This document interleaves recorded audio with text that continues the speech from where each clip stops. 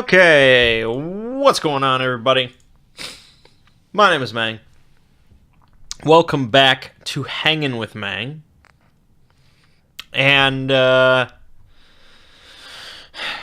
today we're playing a little Fallout 4. Heavily modded, of course.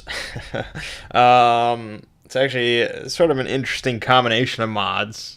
By combination, I mean, of course, like 150, but the main one here is called Frost Survival Simulator.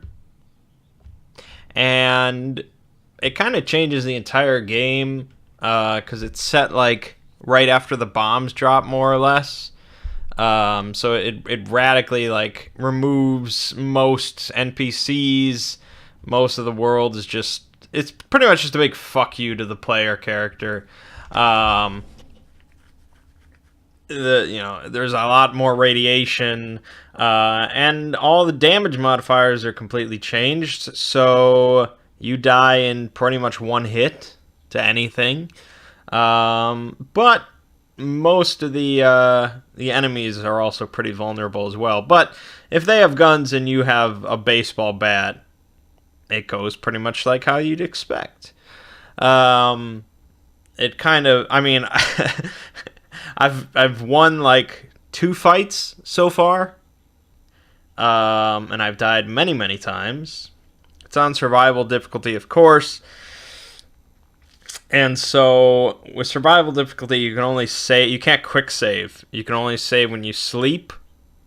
I also have a mod that has like smokable cigarettes and stuff like that, and so whenever you smoke a cigarette or a cigar, it also saves for you. So that's handy, but basically you can't quick save like in the middle of a battle or anything like that. So every time you get into a fight, you either die or you win in one go. Yeah, it's pretty difficult. I thought about doing it as sort of like a horror-themed thing for October, but with Frost and Survival, it's really just too difficult to be horrific. Like, there's just so, like, most of what you're going to see here is just loading screens. The loading times are astronomical. And then you die in like a minute, and then you do more loading screens, and so it's just, yeah, it is what it is. Also, you start with all 4s and everything, so that's nice. In addition to that, as part of the whole horror concept that I was going for, we have the Pilgrim ENB preset and weather mod installed. It's also called Dread. It basically, Oh, by the way, all of these NPCs here, they're all hostile towards me. They will tear me apart limb from limb. The Pilgrim mod was inspired by the movie The Witch, which is one of my favorite horror movies. And so I really wanted to try to get that bleak, gray, despairing aesthetic. And so that's what kind of drew me to it. And it looks pretty cool. It's very gray, but in a good way. Anyways, so that's what's going to be going on here.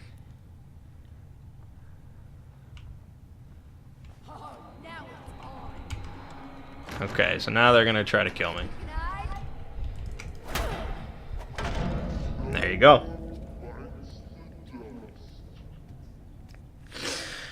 It's tough. It's very tough. Alright, so this week on this channel, we've been doing Oblivion, of course. I think there's one more Oblivion video on the way before the game wraps up. It comes pretty quick. And I actually am 3 videos deep into my Skyrim playthrough, so I've been enjoying that. And so I've got a backlog of Skyrim videos ready to go.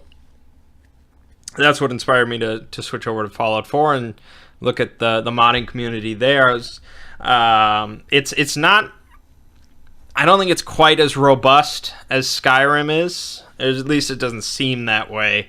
I think that's just kind of due to the nature of the game. And Skyrim's been out longer. But when you introduce magic and a lot of fantasy creatures and stuff like that, and a more diverse setting and environments, I think there's a bit more to Skyrim. But there has been some cool stuff done with Fallout 4. A lot of work on the settlements and things like that Bethesda kind of botched. But anyways, so yeah, Oblivion and Skyrim coming. We started Shadow of War this week, which I've been enjoying. So there's going to be plenty more of that on the way, even though the lore of that game is rather ridiculous. But it's fun gameplay, so that's all good.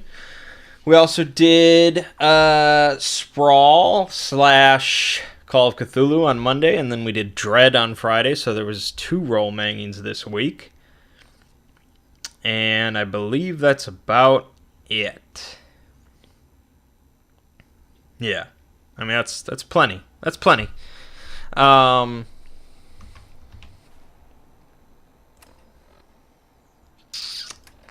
Yeah, so there's going to be more Shadow of War on the way, more Oblivion, bleeding into Skyrim.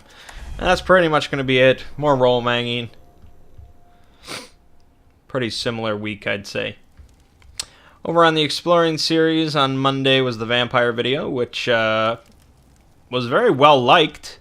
Compared to the history videos, I think it performed pretty well.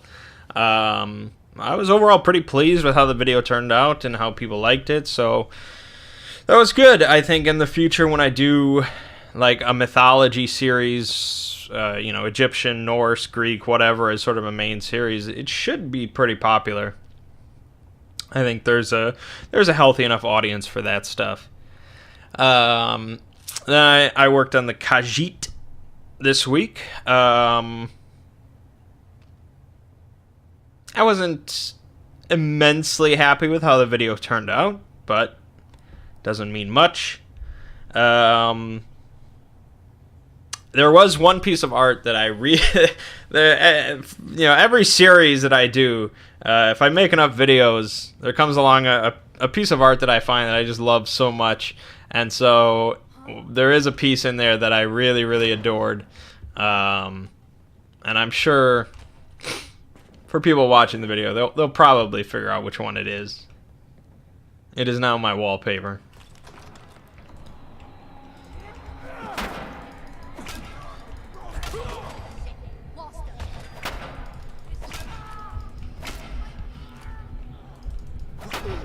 Think I care about your arm? Get in here. Bullet time. Oh. Okay, he's got a gun. Oh shit.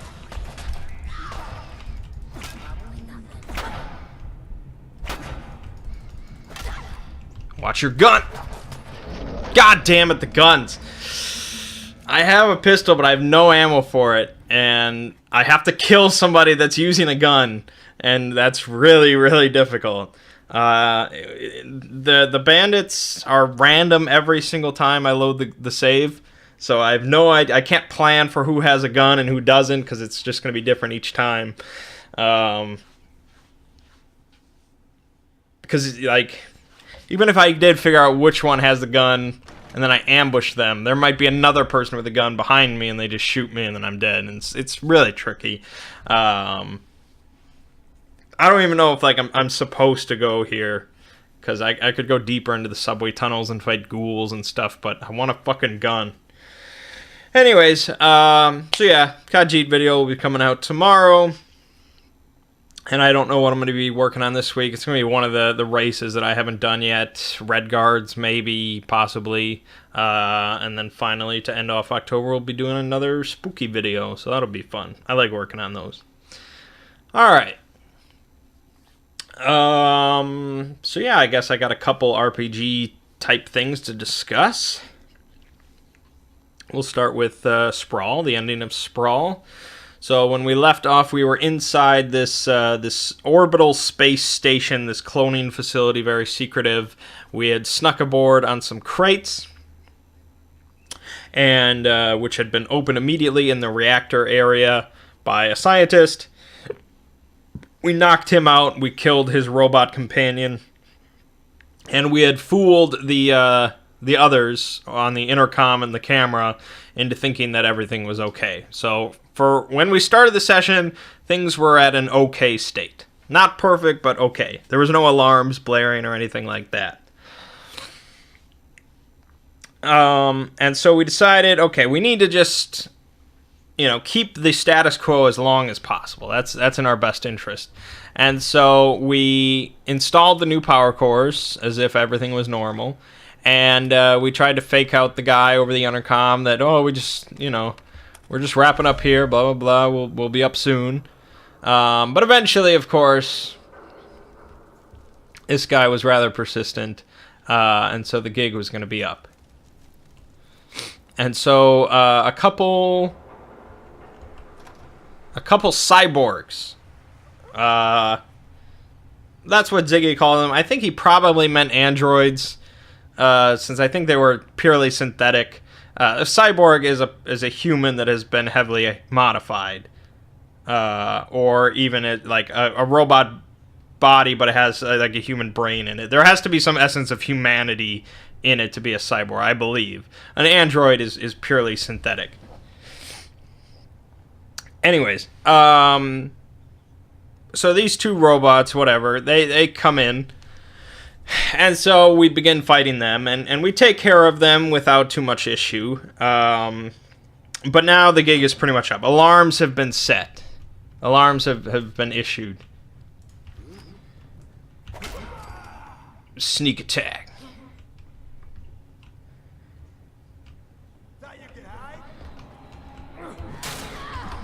God damn, I blocked one of them. That was alright, though. I don't think any of them had guns. I probably could have taken them. But, damn, it's tricky. And I even leveled my endurance up a little bit, so I could take more hits, but more hits is still one.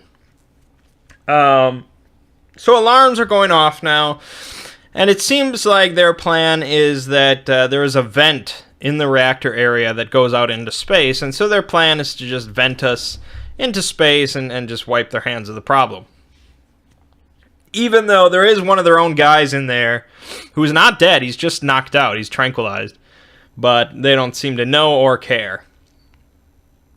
So the vent opens up, and we're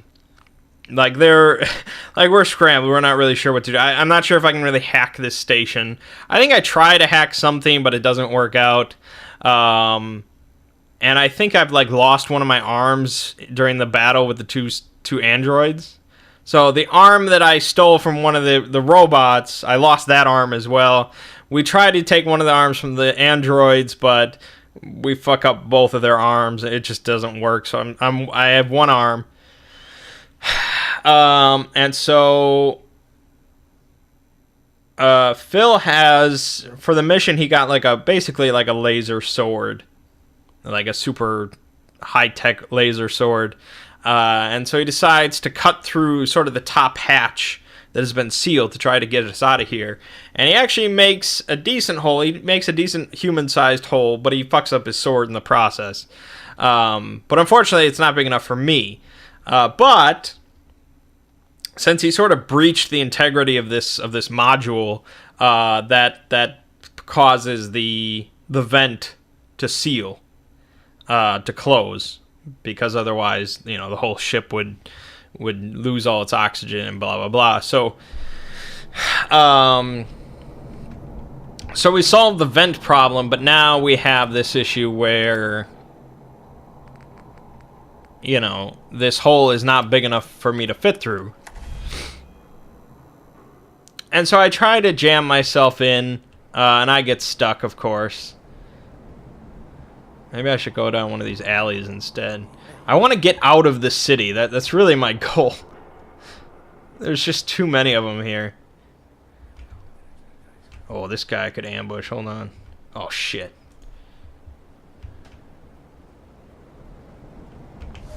This is not going to work out. Alright, I got something. But now I'm carrying too much. Anyways. As I have to dump stuff off.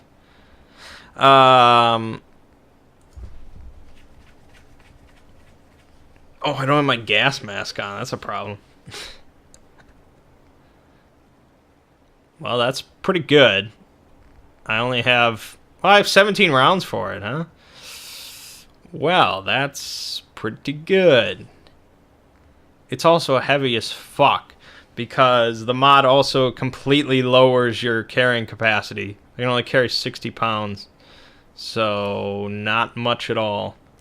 I'm gonna have to drop some of this stuff. Anyway, so I get stuck in this half hole. And I can't push myself through. And now the alarms are fully going off, and so the ship, they now are sending like a whole platoon of cyborgs or androids to come kick our asses. So that's good. So I decide.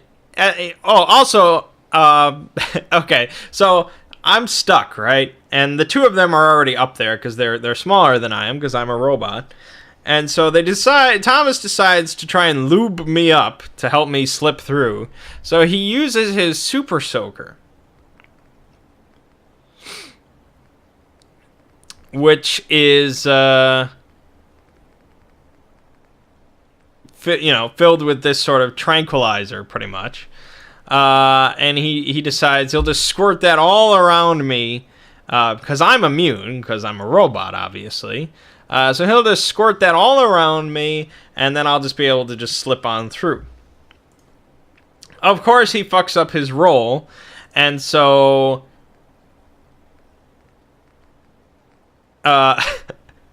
he basically gets backsplash. He gets a bunch of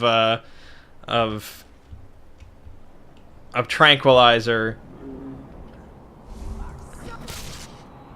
My health is low. No fucking shit.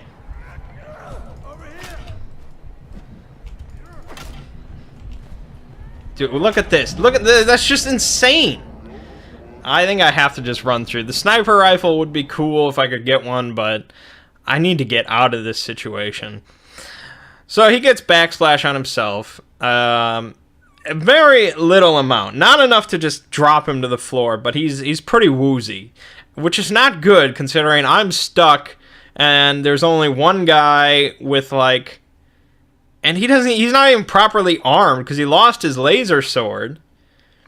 Right? He has a paintball gun filled with tranquilizer, which is worthless against an android. I think he might have a regular sword, but I'm not sure.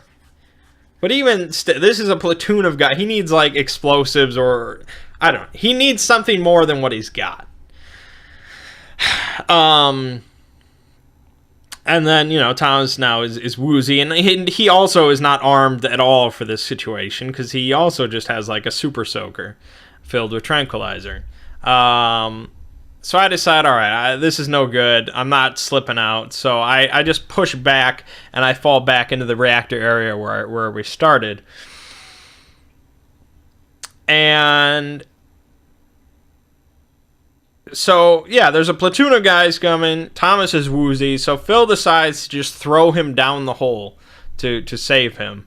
Which, could easily cause his neck to just snap. As he just plummets to the ground. But he rolls like a 13. He rolls perfectly. So he just does this perfect spiral throw right through this little hole. And it's, yeah, he just gently falls to the ground, I guess. I don't know how it works, but okay. So Thomas is woozy. He hits the deck. I'm down there. Phil is up there doing, he really doesn't have much plan. This is not looking good. I think they also tried to, like, gas us out or something like that, but that might have been fixed by the vent. I don't know. So at this point, I'm just like, all right, this is terrible. This has gone all wrong. So I decide, okay, I'm gonna. Well, we had a discussion earlier about the explosives because we brought explosives as sort of our backup plan. We would.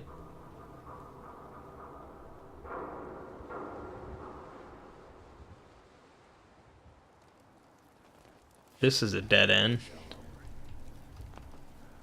I got no bobby pins. Now I've wasted a lot of time. The plan was, we were going to try to just hack this thing to move its orbital path or whatever and fuck it up that way. But if that didn't work, we would...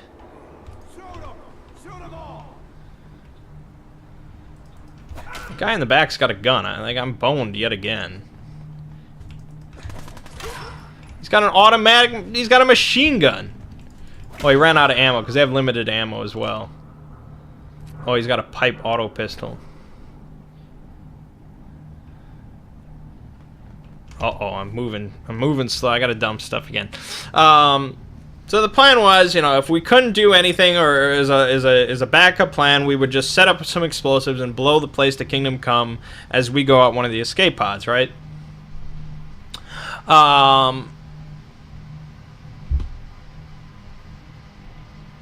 But we had a discussion. We actually had a bit of an argument at the start of the session about what to do with the explosives.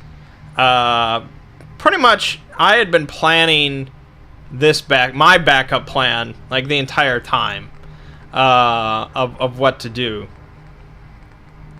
Just because I didn't trust this situation, it did not look good. And so I wanted a way out, pretty much. And so, basically, we set up the explosives in the reactor area, and Phil is holding like the remote control. It's not a simple, detonator. It requires sort of a sequence of buttons or whatever. But he's holding it as our backup plan.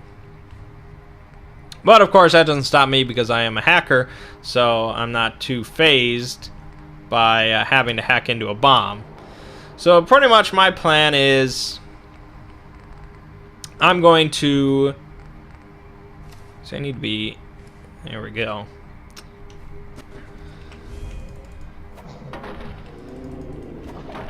There you go. Enjoy that shit.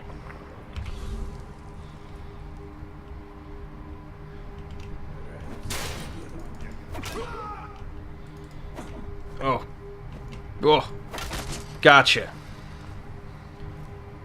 Buffalo helmet, huh? Oh, and I leveled up. That's very good. We should smoke a cigarette. Even though I don't have a stealth boy anymore, so this is going to be really tough. That's a great helmet, though, for below ground, because it doesn't have much rad resistance.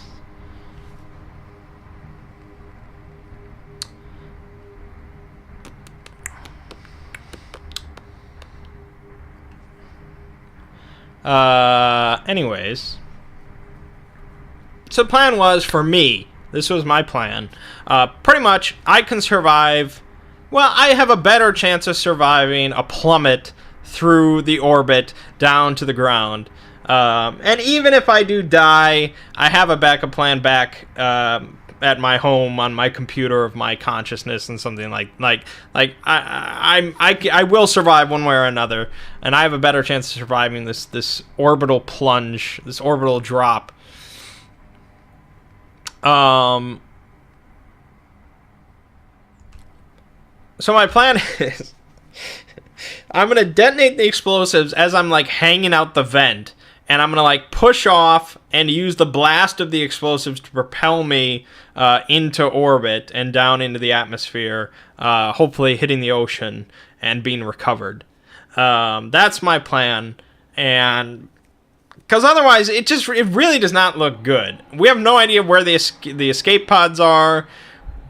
Like, the whole ship knows of us. There's a platoon of androids that are coming to kill us, and they have high-tech weaponry.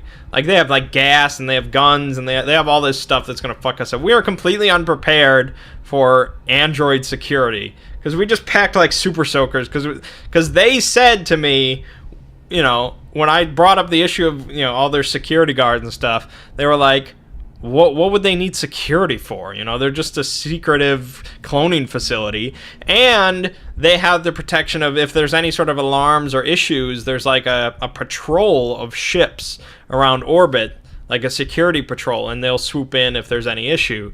And it's like, yeah, all right, okay, we'll just pack super soakers and we'll tranquilize all the scientists, the nerdy scientists.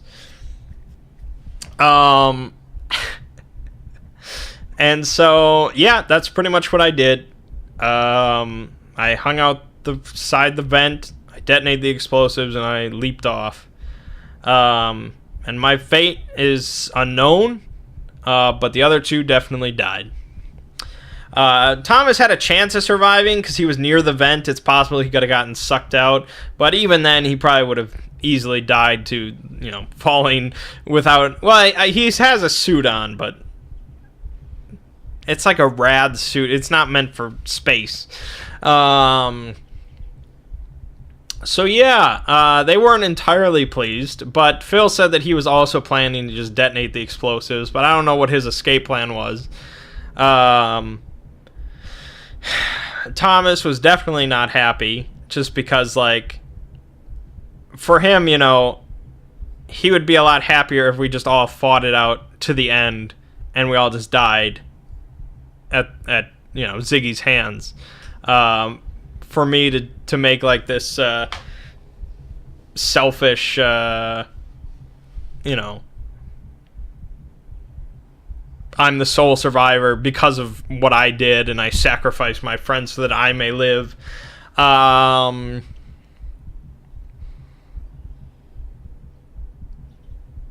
Yeah, I mean, I don't know if I even had to detonate the explosives. I probably didn't, because I could have just leaped off into atmosphere, and I could have been pulled in by gravity, and probably the same outcome. But I guess my character presumed that the two of them were already just done. They were just dead. And if I wanted to get the $1 million to get paid, you know, the facility had to be destroyed. And so, you know, get paid, $1 million. So I might as well detonate the explosives. I mean, if it wasn't like, I mean, we all knew it was the last session. We all knew it was pretty much the end. And, you know, we were never going to play these characters again or anything like that. It was done. So in that, it didn't really matter exactly what I did. Obviously, I wanted the best outcome, because that's, otherwise, what's the point? But for my character, that seemed like the best outcome. If we were like, this was like session 3 or something like that, yeah, I probably would have tried a bit harder to go down swinging, I guess. But, and I guess you could look at it the other way. It's like, well, if it didn't matter, you didn't play these characters again, why wouldn't you go down swinging? It's just, I don't know. That's just how my character would think. Which is always the worst argument of, it's what my character would do. But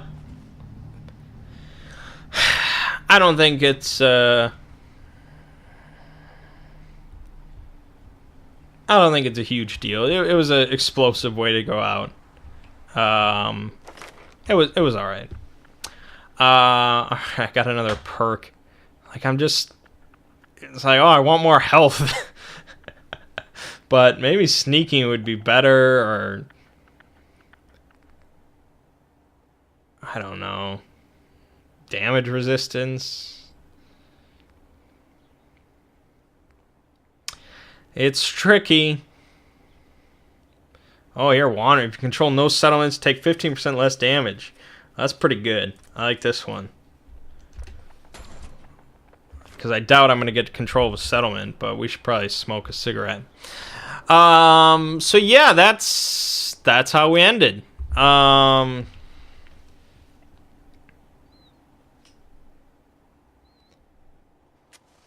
Smoking through your gas mask. It's an advanced technique. I don't recommend it for everyone. You could easily die from complications, but if you're a professional smoker, it's really the only way to go.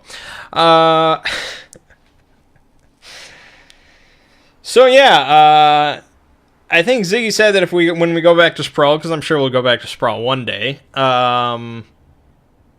I think like any surviving characters would become like NPCs for our new characters. So it's not like I'm ever gonna play that version of Artemis again. Because he's just his own thing. He's an NPC, and that's the end of it.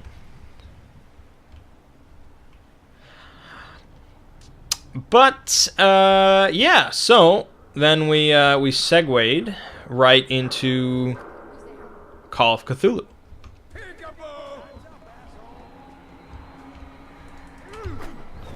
Hey, easy now. Take on all of you. Oh god, my leg's crippled. It's like a really shitty version of Old Boy. So Call of Cthulhu. Our plan for Call of Cthulhu, we're not doing a campaign. There's no campaigns going on for that. It's literally just for October, we're doing a couple one-shots. That's it. We were going to go right into Warhammer, but I decided, October is really the horror month. Warhammer has horror elements, but we need something proper. And so that's also why we did Dread, but we haven't played Call of Cthulhu in a while. So I thought I would do one, and then I convinced Ziggy to do one as well. So I'm doing the first one. That's what we started on Monday, and after I finish this one, probably tomorrow, the next week, Ziggy will pick up with his own. Shit, that's a fucking grenade. What the?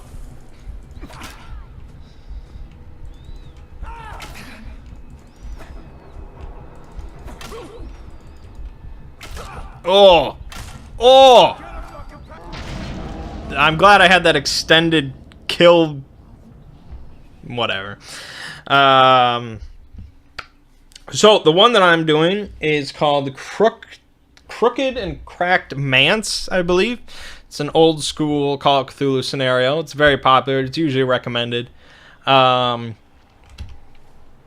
basically it's set near Boston. I got no ammo for anything. That sniper rifle would be really great now.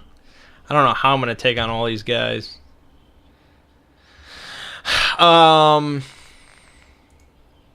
It's set near Boston, outside of Boston in this little town. And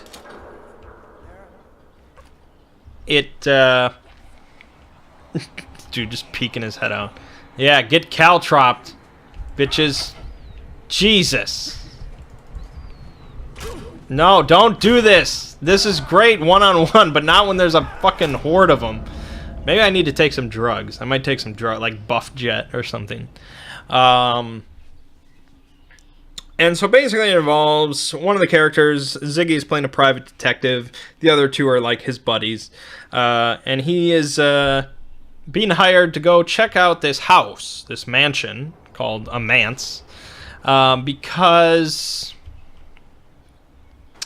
there is a wealthy archaeologist and philanthropist who lives in this little town. Well, sort of outside the little town, but he's technically a member of the town. He's very well loved by the town, and he's gone missing with no notification or anything like that. He is just gone. Which is not common for him,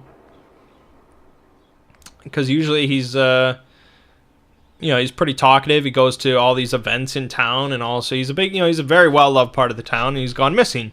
So they're not sure what's going on, and so these groups of lawyers, this group of lawyers that represent him, have hired this private detective and his buddies to go check out the house.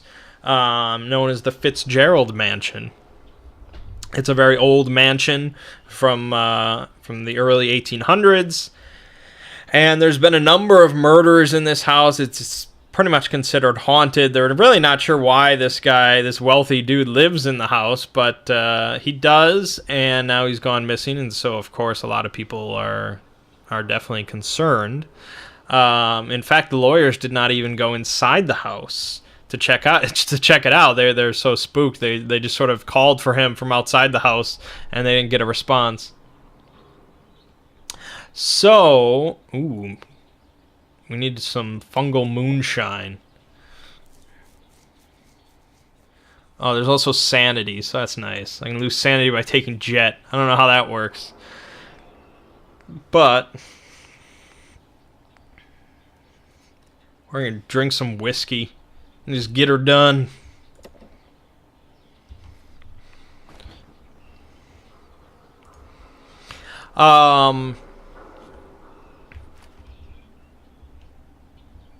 Where are they going? I'm right over. Oh God. Okay, bullet time. Just. Oh God, they're good. Bullet time's not gonna hold out. I'm not gonna do anything.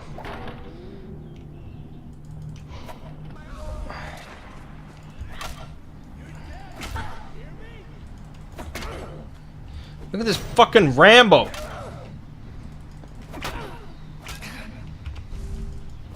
Die. Ooh, armor. Ooh, dead.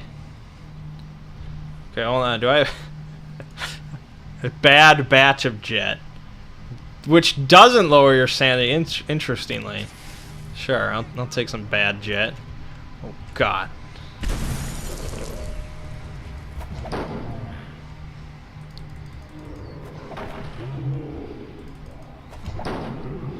Come on.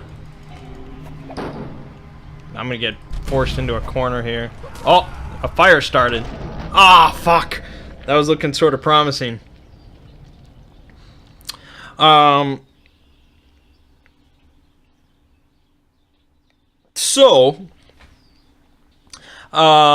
They of course take the job, because that's what private detectives and their buddies do. They head out to this little town called Gamwell. They talk to the lawyers. They start asking around. They find out that this house definitely has a dark history, although they can't exactly find out what exactly happened. They don't uncover any sort of newspaper articles, and people in town are fairly tight-lipped, especially to outsiders, about the town's dark history. So they're definitely a little wary. They don't like talking about it unless, you know, you get pretty friendly with them. God, buff jet's only 15 seconds. It's amazing for 15 seconds, but is that gas canister what lit on fire? That's pretty badass if that's what happened. And so, you know, they ask around town. They spend the night. They go to the graveyard. They look at what they can before going out to the house. But eventually, of course, they do make it out to the old house, the Fitzgerald Mansion. God, there you go. Now, who else wants some? You?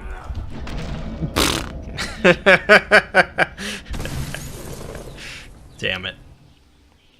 Yeah, you are not the badass in this situation. Not at all. So they get out to the house, and of course this is, we are, you know, halfway through the night we started Call of Cthulhu, and that included character creation, so I knew they weren't going to do much. I doubted they would even get inside the house. So what the fuck? Oh my God. You can't start with a grenade. That's cruel. They drive over to the house. They pick the lock to the gate because the lawyers did not provide the gate key.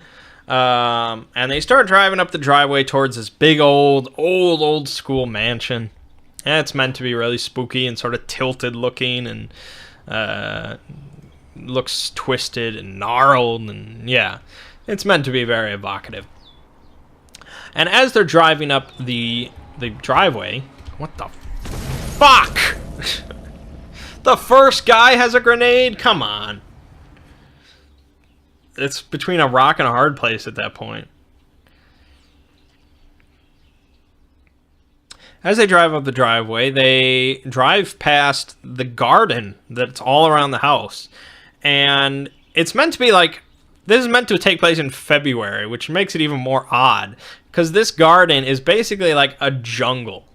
It is meant, it's like completely overgrown, like you can barely see anything. There's like vines and all these weird plants and stuff. Like it's meant to be really freaky. And I think I did that part pretty well. No! Fuck your grenade!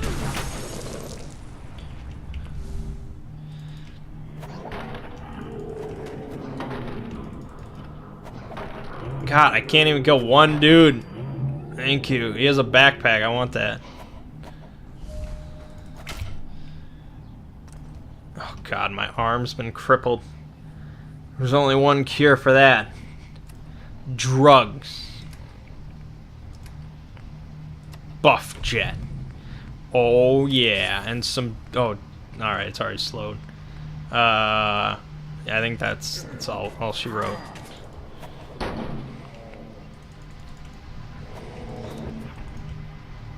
He nailed me with a bullet? How is he not hitting his buddies?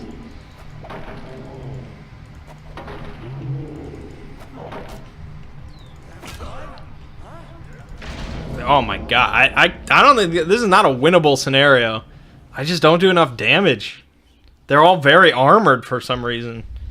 I guess that there is a good reason. Which means I don't know what the hell I'm going to do because I'm kind of trapped.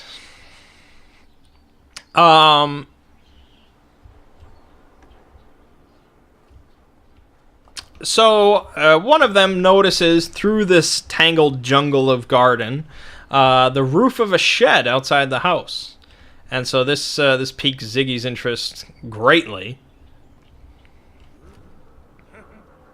and so he decides that him and Thomas, they're gonna go through the garden. God damn it. They're going to go through the garden to get to the shed and go check out the shed before they go into the house. So they go through the garden, and of course, the garden is not a friendly place. They trip over, I think Ziggy trips over a log, he takes damage. It's meant to be a very dark and foreboding place, and they actually get lost in there. And while they're lost in there, Phil, who is waiting by the car, hears a strange sound emanating from the house. Sort of a very liquid, squishy kind of sound coming from inside the house. Which spooks him a little bit. And he calls out to the house to see if anybody responds, if somebody's there or not. But of course he doesn't get any response. But he doesn't go inside the house, probably because he doesn't have the key. But he decides to go into the garden as well to go find his friends, because he knows that they went towards the shed. And so he tries navigating through the garden. He actually does pretty well. And so he makes it to the shed before they do because they got lost. So he goes to this real creepy looking shed. And I'm just like, you feel something completely sinister about this shed for some reason. And so he sort of pokes open the door. He sees a lot of, like, farm tools and stuff.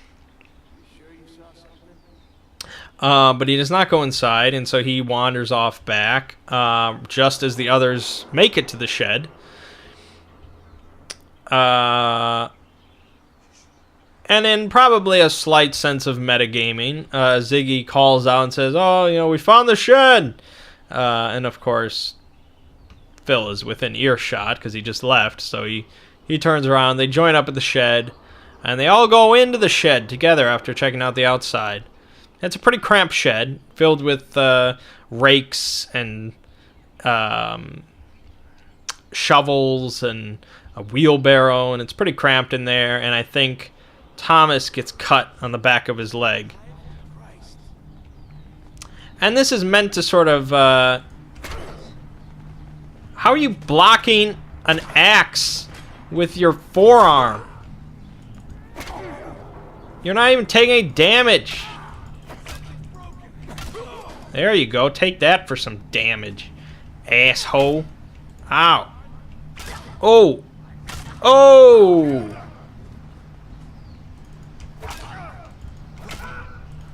I'm going to work through you guys one step at a time. Hold on. Let me get this armor, though. Everything else kind of sucks. But this... probably also bad.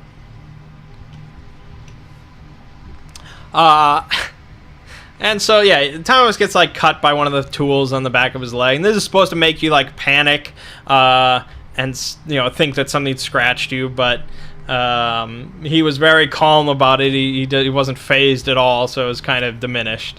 All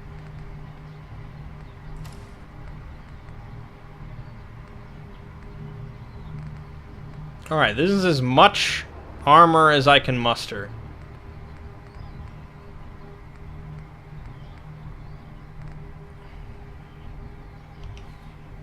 Now I just have to survive.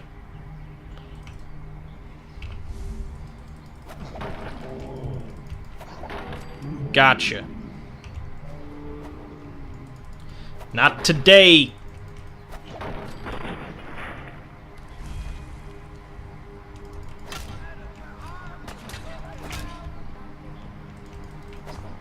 Whoa, that was a nice dodge. No, god damn it, still one shot. Fuck. It's so tough. Anyway, so they don't get spooked by the shed. They just step out and they're like, all right, fuck this shed. They go back through the garden. Nothing too much of consequence happens in the garden.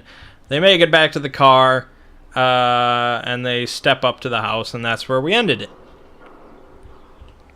So next time, tomorrow, they'll be going through the house, and many more spooky events are going to be happening inside the house, and a lot more damage is going to be happening inside the house. Look at this dude sprinting at me. What are you doing? That machine gun back there. It should be just decimating his buddies. One shot. Why am I so vulnerable? If I could be honest, the mod is probably a little too hard. They address this in the description. They're like, yes, it's meant to be hard. These are all hardened survivors, and you're like a starving prisoner.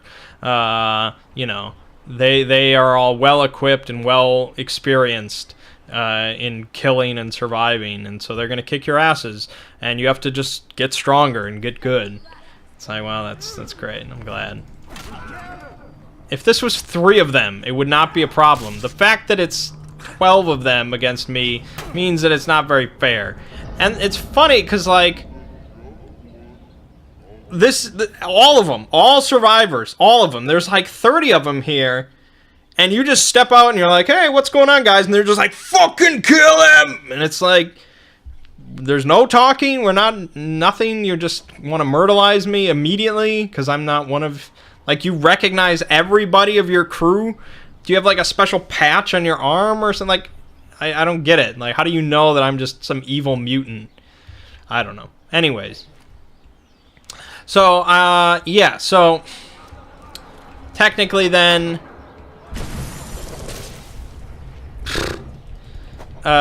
tomorrow will be session 2 for this scenario.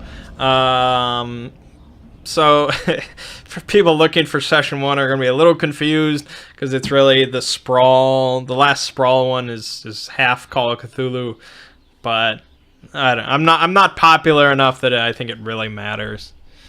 So that's that. That should be pretty good. I'm looking forward to playing Call of Cthulhu with Ziggy DMing. He's never DM'd Call of Cthulhu, and I've really only played a very little bit, so I'm very excited for that. Sloopy Dunbar will make it happen.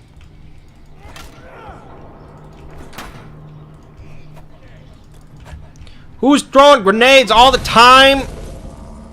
You don't throw a grenade into your buddy. Oh my god. I thought you were this real tight-knit group. Alright, Dread. I guess I'll talk about Dread briefly. It was really only about 2 hours or so for the session. It was not incredibly long. I started the stream after they finished all their questionnaires, which takes up a good chunk of time. That in itself is like 30 minutes.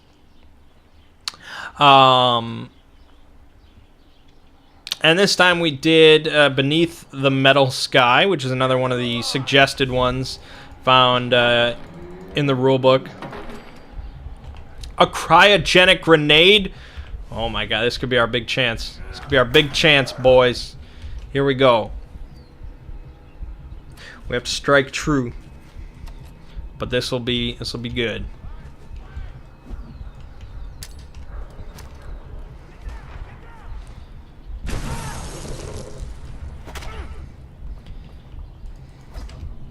I don't know if that killed anybody.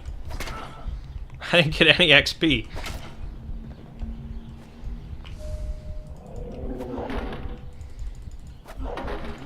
Die, you bastard! I fucked up the block. Oh!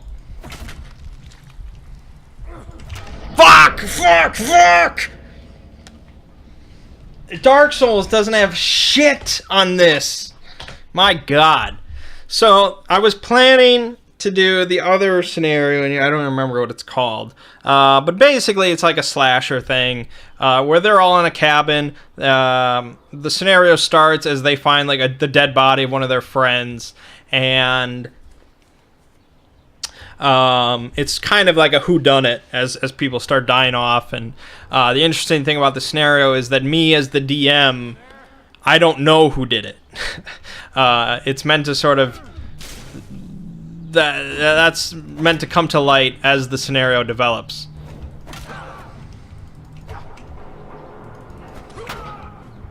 Where are you going? So the murderer could actually be one of the players, and they don't know it at the start, because all the characters like suffer from blackouts and like seizures and temper tantrums. Like all of them have moments where they're not completely lucid, and so any one of them could potentially be the killer. And there's also a possibility for sort of an outside killer, you know, if depending on, it's meant to be a sort of very organic situation. But, you know, during the scenario, one of the... Come on, I need that! You suck. One of the players could really just kind of decide, like, I think I'm the killer. They're not meant to know that I don't know who the killer... Like, you know... It could be that I have decided that, you know, this guy, he's the killer. And so they kind of like, oh, okay, I guess I'm the killer, even though that was never said. And it's meant to bring about a lot of social conflict and arguments and finger pointing and intrigue and things like that. The problem was that Mert dropped out. He had family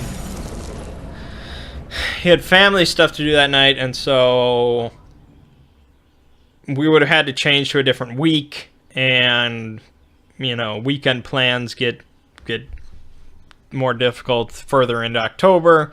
And it was Friday the 13th, and they're like, all right, fuck it, we'll just do it without them. So I decided to change scenarios to something that didn't require as much social conflict, because we only had 3 players. And even 4 isn't fantastic for that. You want 5 or 6. But Beneath the Metal Sky is a very just generic sci-fi, like any sort of sci-fi horror that you've seen. You'll get the idea for that one. No, I need that grenade. You don't understand. You don't understand. I need it. If I could sneak up to him and steal it, that would be perfect. But of course, I'm not good at stealth. Pretty much, they are the crew for a ship. They find an abandoned ship, seemingly abandoned. They decide to dock with it to check it out, see if there's any survivors or what happened, blah, blah, blah. They dock with the ship. They check it out. It's real spooky for a while. The power's off and all that. And then they find out that, oh, it's not so abandoned as they thought, and now they have to desperately escape. It's very generic. They saw pretty much anything coming a mile away, but that doesn't mean it's not still exciting. Fuck you! Fuck you, man! I'm just terrible at this. Yeah, I might turn off Frost, because I want to play the game with the Pilgrim aesthetic and see the whole creepy world, and all I'm gonna see for the rest of my life is this alley. So yeah, the scenario as written is very loose. They really don't provide much details. You're meant to sort of improvise and things like that, and oh, I can take his shine, but I can't take his fucking grenade.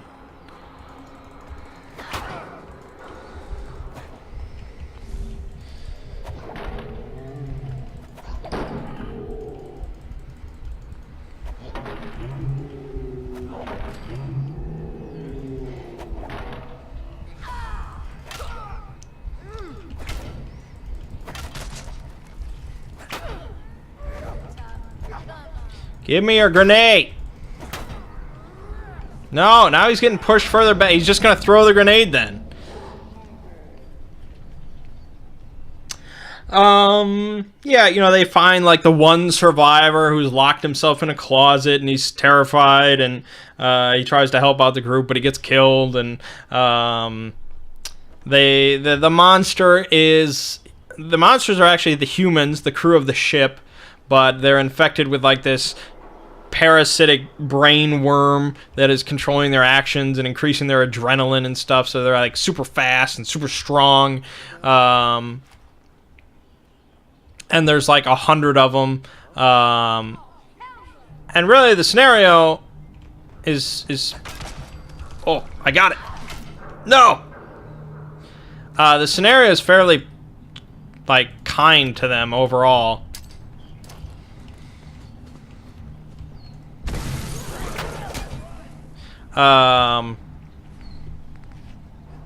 Since like there's like 100 of these things that are super fast and super powerful aboard the ship when they get there, but they don't make an appearance until the very end when they're trying to like escape.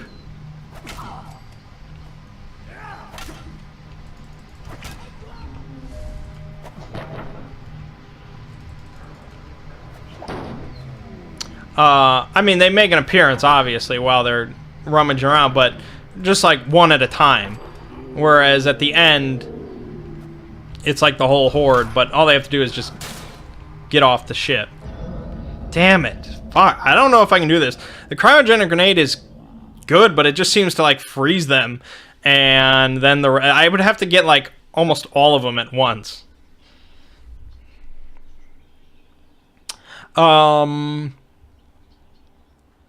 And the interesting thing was no one died. None of the 3 characters died. This was not my intention at the start, obviously. I was intending at least one to die, maybe two. But that's just kind of how it worked out. There was a point where the tower was looking real shaky. It was not looking good. They all knew it. It was pretty much like whoever I point to is probably going to die next whenever they have to pull. And so we get over to Thomas, and this is during the big escape, right? Ziggy is with the NPC guy who's scared, and he's helping him out. Whereas Thomas and Phil they run over to the hangar to guard the escape pods, so that once they set the reactor to blow, Ziggy and the guy can run over there. They get in the escape pod and they get away. So they're guarding the escape pods over there. So as they're hanging out by one of the escape pods, the alarms start going off, and God,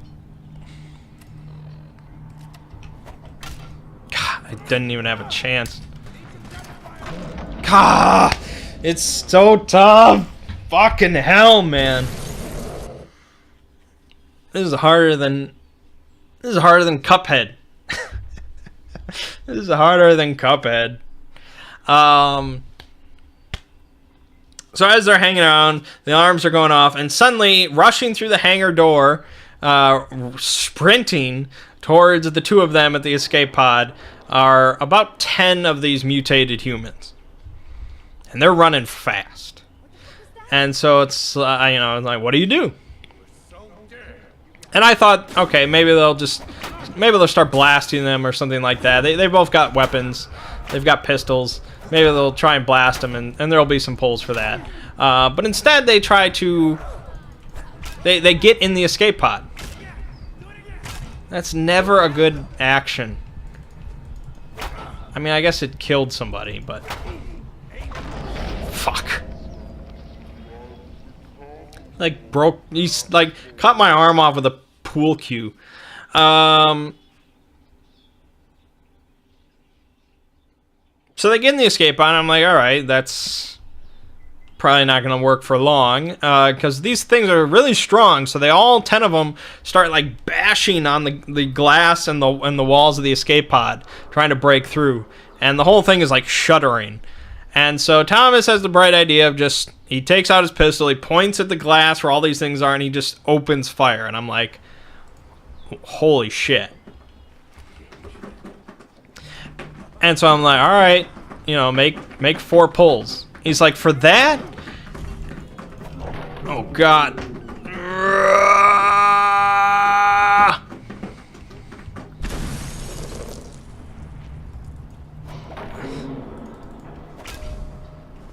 It didn't even affect them. That's bullshit. Come on, that's just terrible. I can't work in a situation like that. That's not fair. That doesn't even make any sense.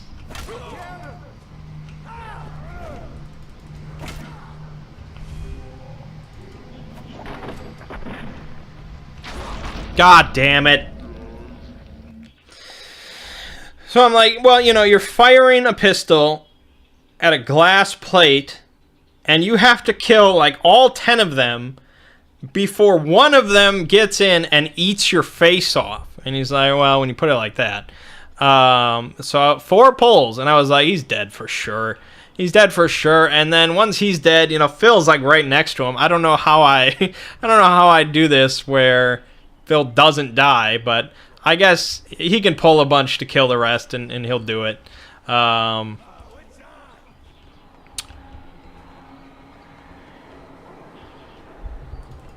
are you in my face? Oh, sure, my arm's been crippled. How are these guys doing? Oh, they're perfectly fine. So yeah, unless I throw the grenade, it does nothing to them. That's wonderful. That's absolutely fucking wonderful. So I'm like, alright, 4 pulls, he's dead. He does the 4 pulls successfully. The tower does not fall. I was amazed. And I was like, oh my god, alright. I have to switch back to Ziggy. It's kind of cruel, but I have to. And he's going to have to make, you know, a couple pulls at least to get out of this situation, because he's got like the other 90 human mutants with him. And so, yeah, they needed a key in order to use the escape pod. And so the NPC guy had the key. And so he also had a twisted ankle. So he really needed some assistance, you know, moving, or at least he wasn't going to be running at all.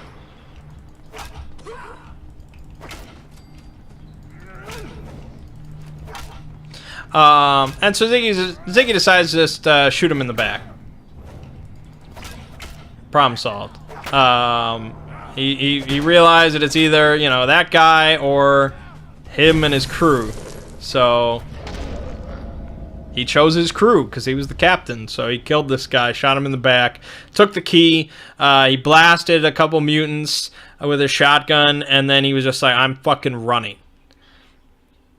So between blasting the mutants and the run, he had to make 2 pulls. And I was like, oh my god, this sucks. Because he also has the key, so they're going to need the key if they want to get out of here. This is going to be a TPK.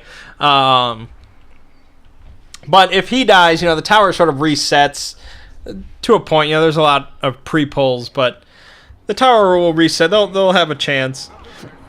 There's a good chance one of them will survive. But no, he makes his 2 pulls. Miraculously.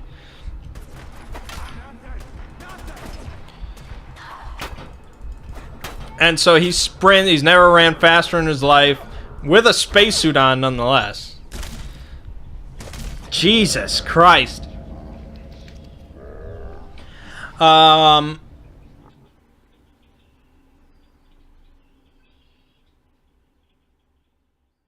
And so he's running towards the escape pod. He's got like 80 things behind him. The other 2 are sitting there waiting for him. And I'm like, all right, I'm going to need 1 pull from somebody. Whether, you know, you're providing covering fire or Ziggy's sprinting even faster or shooting behind, you know, whatever. I'm going to need 1 pull from somebody. And I'm like, all right, this decides whether it's a total success or they leave 1 man behind. This is what it comes down to. And Phil makes the pull, and he does it successfully. And so they all survive this scenario miraculously, and all is well.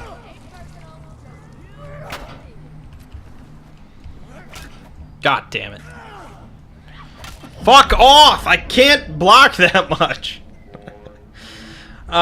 So here's the thing, right? You know, it was a dread scenario that they all survived, which is fairly uncommon, I think. With 3 players, I guess it's potentially more common than 6. 6, someone's gonna die.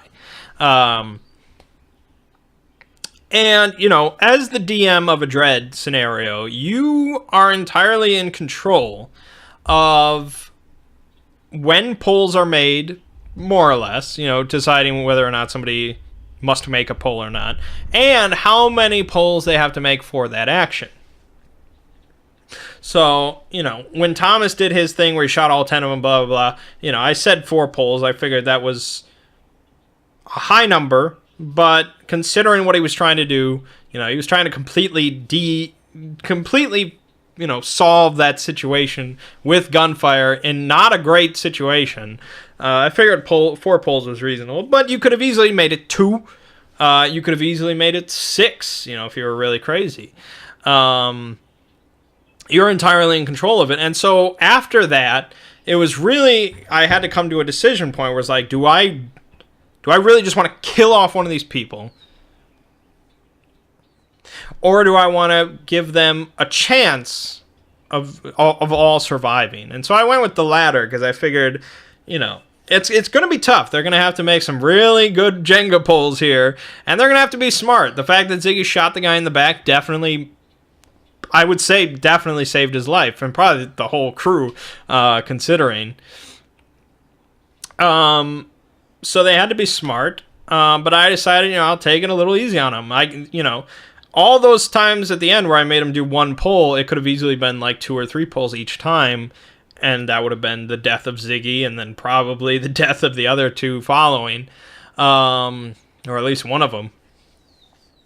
But I said, it's going to be real tense, it's going to be real tricky, but I'm going to give them a chance to all survive. And so that's what happened. I think it was a good resolution. I think they were all happy, all surviving.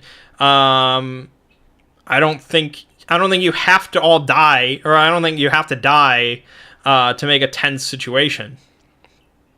I'm sure it was extremely tense for them, those last few pulls. Thomas, especially with his 4 pulls, that was like an extremely tense moment, especially for Ziggy sitting over there, because he knew that if Thomas did make those 4 pulls, he was going to be next, because this would resolve the situation in the hangar, and so I would go to Ziggy next. So he was kind of hoping that Thomas would fuck up so that the tower would reset. But when it didn't, it went over to him, and he's like, all right, I got to get out of my situation now, and the tower's even more fucked up. So I'm sure it was tense. It was good. I think the 2 of them said that they preferred this one over last year's scenario. Thomas preferred last year's. They're both pretty solid. They're pretty sort of generic and simple. I liked the sound of the sort of slasher movie social conflict one, but it was all good. I like Dread. Yeah, for once a year for a Halloween, Friday the 13th type thing, I think Dread's very fun. You get it's going to be very, very rare in an RPG, a tabletop RPG, that you feel scared. Like that's just, it just doesn't really happen. Pure imagination with no visual or anything like that is usually not that scary. I'm not that good of a DM that I can create that element of fear just from people's imagination. It doesn't work that way.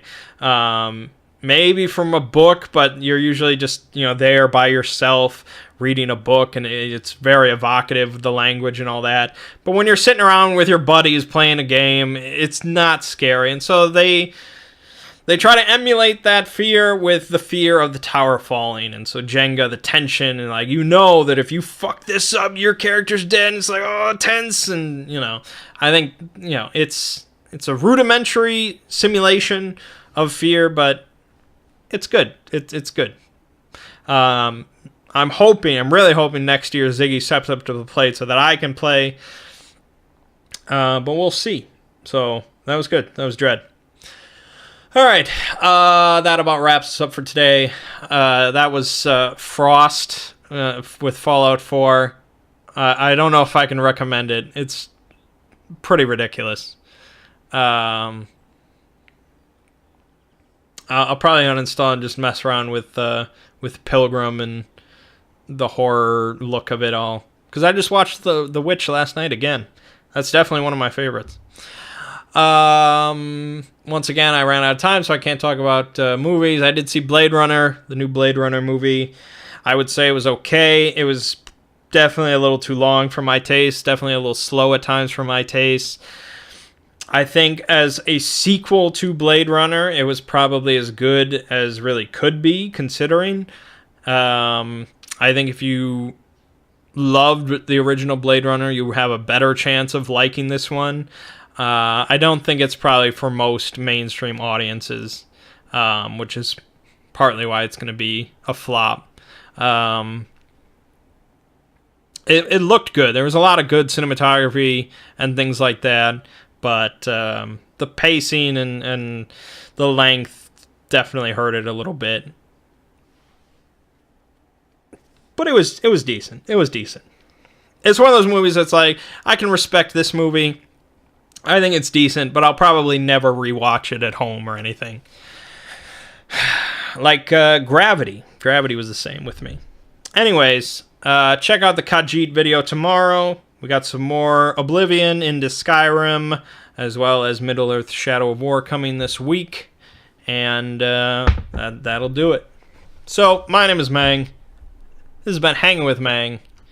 And I'll see you fine folks next week.